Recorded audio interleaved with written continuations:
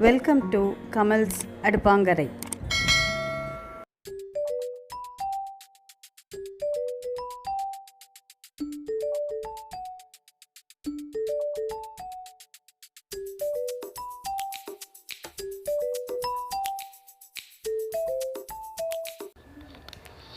இன்றைக்கி நம்ம பார்க்க போகிறது வீட்டிலே இருக்கக்கூடிய ஒரு சிம்பிளான ஒரு பொருளை வச்சு எப்படி ஒரு ஆரோக்கியமான ஒரு உருண்டை செய்யலான்றதை பார்ப்போம். சிம்பிளாக ஒரு பொட்டுக்கடலை இருந்தாவே போதும். பொட்டுக்கடலை நம்மளுக்கு ஜென்ரலாக தெரிஞ்சது தான். நம்ம குழந்தைங்களுக்குலாம் நல்ல ஹெல்த் பெனிஃபிட்ஸ் உள்ள ஒரு பொருள், நல்லா கொடுக்கலாம். இது சின்ன குழந்தைங்களுக்கு கூட லூஸ் மோஷன் ஆகிற குழந்தைங்களுக்கு கூட பொட்டுக்கடலை கொடுத்திங்கன்னா லூஸ் மோஷனை கூட ப்ரிவெண்ட் பண்ணும். அந்தளவுக்கு fibre content, protein content, rich in iron and calcium இது. ஸோ இதை எப்படி பண்ணுறதுன்றதை பார்க்கலாம். ஒரு கப் பொட்டுக்கடலை எடுத்துக்கோங்க. அதுக்கு ஈக்குவலண்ட்டாக ஒரு கப் அளவுக்கு சுகர் எடுத்துக்கோங்க. எதில் மெஷர்மெண்ட் பண்ணுறீங்களோ, ஒரு சின்ன கிளாஸில் மெஷர்மெண்ட் பண்ணாலும் அதே ஈக்குவல் குவான்டிட்டி எடுத்துக்கோங்க. இப்போ இதை நம்ம லைட்டாக ரோஸ்ட் பண்ணி எடுத்துக்கலாம். நம்ம வெறும் வானலியில் நம்ம லைட்டாக ரொம்ப வறுக்க வேணாம், கலர் சேஞ்ச் ஆக வேணாம், லைட்டாக சூடு பொறுக்கிற அளவுக்கு சூடு இருந்தால் போதும். இதை வறுத்து எடுத்துக்கலாம். வறுக்காமல் கூட இந்த ரெசிபியை பண்ணலாம். வறுத்தோன்னா நமக்கு நல்ல வாசனை கொடுக்கும் பொட்டுக்கடலை, ப்ளஸ் கெடாமலேயும் இருக்கும். இப்போ நல்லா தட்டில் போட்டு சூடு ஆற வச்சுட்டேன். சூடு ஆறினோடனே நம்ம எடுத்து ஒரு மிக்ஸி ஜாரில் போட்டு நல்லா பவுட்ரு பண்ணிக்கோங்க. குறைன்னு இல்லாமல் ஃபைன் பவுட்ராக இருக்க அளவுக்கு நல்லா குறைன்னு நம்ம அரைச்சி எடுத்துக்கலாம். இதை நம்ம பொட்டுக்கடலை அரைச்சி எடுத்த மாதிரியே சர்க்கரையும் நம்ம எடுத்து வச்சுருக்க சர்க்கரையும் நல்ல ஃபைன் பவுடராக எடுத்துக்கோங்க. டஸ்ட்டாக இருக்கக்கூடாது. கொஞ்சம் ஃபைன் பவுடராக இருந்ததுன்னா நமக்கு மாவு பிடிக்கும் போது நல்ல மெலிசாக இருக்கும். வாயில் வைக்கும் போது நல்லா கரையிற மாதிரி இருக்கும் இந்த ஸ்வீட்டு. ஸோ அதுக்கேற்ற மாதிரி நல்லா பவுடராக அரைச்சிக்கலாம்.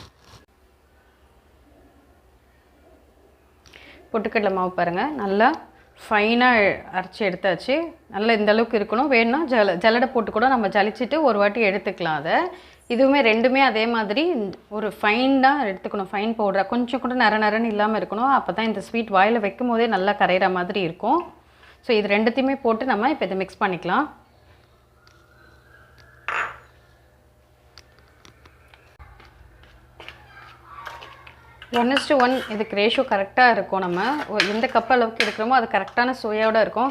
கொஞ்சம் கம்மியாக இருக்கணும், ரொம்ப ஸ்வீட்டாக வேணாம் அப்படின்னு நினைக்கிறவங்க அதில் 3/4 போட்டுக்கலாம். இல்லை இன்னும் கொஞ்சம் அதிகமாக ஸ்வீட் பிடிக்கணும்னா 1/4 போட்டுக்கலாம். அதுக்கு மேலே போட்டிங்கன்னா ரொம்பவே திகட்டுற மாதிரி ஆகிடும். ஸோ இப்போ இதில் முக்கியமான ஒரு இன்க்ரீடியண்ட் ஆட் பண்ண போகிறோம். அதுதான் இதுக்கு இந்த ரெண்டுத்துக்குமே சேர்த்த ஒரு பைண்டிங் ஏஜென்ட். இப்போ இதில் வாசனைக்காக ஏலக்காவோ எந்த எசன்ஸோ எதுவுமே நம்ம ஆட் பண்ண தேவையில்ல. பொட்டுக்கடலை இருக்க வாசனையே போதுமானதாக இருக்கும் இந்த ரெசிபிக்கு. நெய்யை நல்லா நம்ம சூடு பண்ணி எடுத்துக்க போகிறோம். நெய் கிட்டத்தட்ட ஒரு 1/4 கப் அளவுக்கு மேலேயே பிடிக்கும் இந்த ரெசிபி பண்ணுறதுக்கு நமக்கு. ஸோ இப்போ முதல்ல ஒரு 1/4 கப்பை விட 2 டேபிள் ஸ்பூன் எக்ஸ்ட்ரா எடுத்திருக்கேன் நான். ஸோ இப்போ பார்க்கலாம், அதில் நம்ம ஆட் பண்ண ஆரம்பிச்சிடலாம். இது நல்லா மிக்ஸ் பண்ணணும். நெய் சூடாக இருக்கும் போதே ஊற்றி கொஞ்சம் கொஞ்சமாக பிடிக்க ஆரம்பிச்சிடணும். நெய் நல்லா சூடாக இருக்கணும். அப்போ தான் அது கொஞ்சம் பிடிக்கும் போது நமக்கு ஈஸியாக இருக்கும். நல்லா எந்த கட்டியும் இல்லாமல் நல்லா இதை உடச்சி விட்டுக்கோங்க. இது ஆக்சுவலாக நம்ம தீபாவளிக்கும் விநாயகர் சதுர்த்திக்கும் கிருஷ்ண ஜெயந்திக்கும் செய்யக்கூடிய மாலடுன்னு சொல்கிறக்கூடிய ஒரு பொட்டுக்கடலை மாவு தான் இது.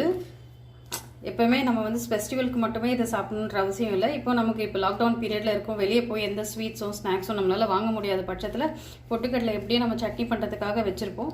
அந்த ரெசிபியை வச்சு எப்படி நம்ம பசங்களுக்கு ஒரு ஹெல்த்தியான ஒரு ஈவினிங் ஸ்நாக்காக பண்ணி கொடுக்கலாம். ஸோ சைஸ் நமக்கு என்ன சைஸில் வேணுமோ அந்த மாதிரி கொடுத்துக்கோங்க. குழந்தைங்களுக்கு சின்ன சின்ன உருண்டையாக பண்ணணுன்னா சின்ன சின்ன உருண்டையாக பண்ணி கொடுங்க. நெய் எந்த அளவுக்கு சூடாக இருக்கோ அந்த அளவுக்கு இந்த நெய் கடகடன்னு பிடிக்க முடியும்.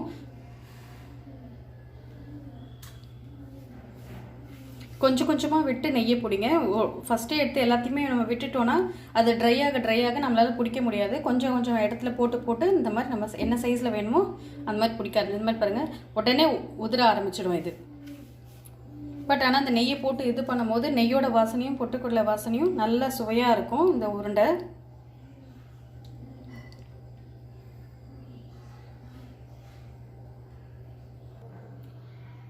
இப்போ நம்ம ஈஸியாக சுலபமாக ஆரோக்கியமாக செய்த பொட்டுக்கடலை லட்டு ரெடி ஆகிடுச்சு.